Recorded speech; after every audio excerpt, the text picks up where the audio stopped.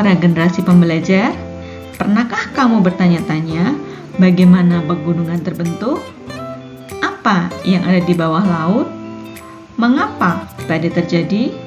Atau mengapa populasi manusia di beberapa tempat sangat beragam, sementara di tempat lain cenderung homogen? Jawabannya ada dalam satu kata, geografi.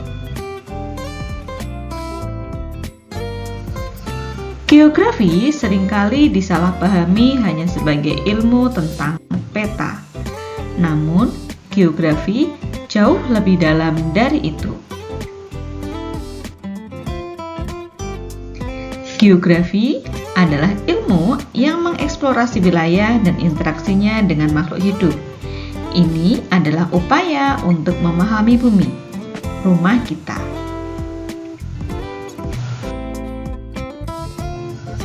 Apa itu geografi? Istilah geografi sendiri berasal dari bahasa Yunani, yaitu geo yang berarti bumi dan grafein yang berarti tulisan atau gambaran. Geografi adalah ilmu bumi dan kehidupan. Ia mempelajari fenomena alam dan kehidupan manusia di permukaan bumi. Fokus utamanya adalah menjelajahi hubungan, persamaan, dan perbedaan antar ruang di permukaan bumi.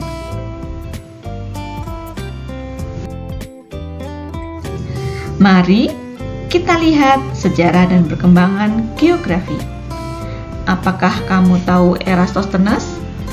Dia adalah seorang tokoh Yunani kuno yang pertama kali menggunakan istilah geografi dan bahkan berhasil menghitung keliling bumi.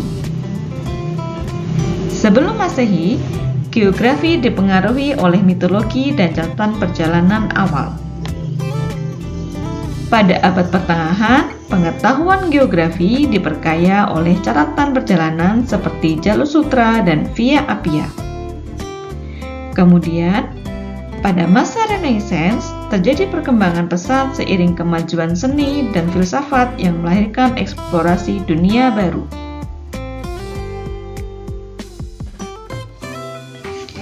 Dalam ilmu geografi, kita mengenal beberapa pendekatan penting. Yang pertama adalah pendekatan keruangan atau spasial yang mempelajari lokasi, pola, dan distribusi fenomena di bumi. Selanjutnya, ada pendekatan kelingkungan yang fokus pada interaksi antara manusia dan lingkungan alam. Dan yang ketiga adalah pendekatan kompleks wilayah yang mengkaji suatu wilayah secara menyeluruh dari berbagai aspek fisik dan sosial.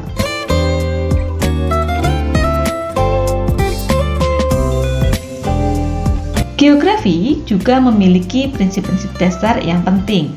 Yang pertama adalah prinsip persebaran yang menjelaskan bahwa fenomena geografi tidak merata di seluruh permukaan bumi, seperti persebaran air atau polusi.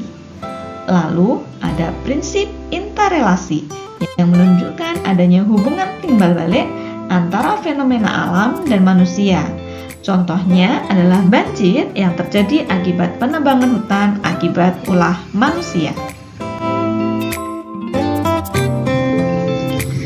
Selanjutnya prinsip deskripsi, yaitu menggambarkan fenomena geografi secara rinci melalui tulisan, peta, diagram, dan gambar. Dan yang terakhir adalah prinsip korologi yang memadukan persebaran, interrelasi, dan interaksi fenomena dalam ruang tertentu seperti studi letusan gunung api di Indonesia. Prinsip-prinsip ini sangat membantu geografer menganalisis dan memahami fenomena geografi secara komprehensif.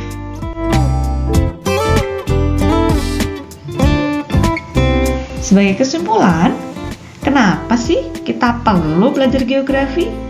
Geografi membantu kita memahami hubungan yang kompleks antara manusia dan lingkungan. Ini juga membantu kita mengantisipasi berbagai perubahan alam dan sosial, sehingga kita bisa membuat keputusan yang bijak. Ilmu geografi juga terus berkembang, kita bisa memanfaatkan teknologi modern seperti Sistem Informasi Geografi atau SIG. Nah, sekarang giliranmu untuk terus belajar dan memperluas wawasanmu. See you!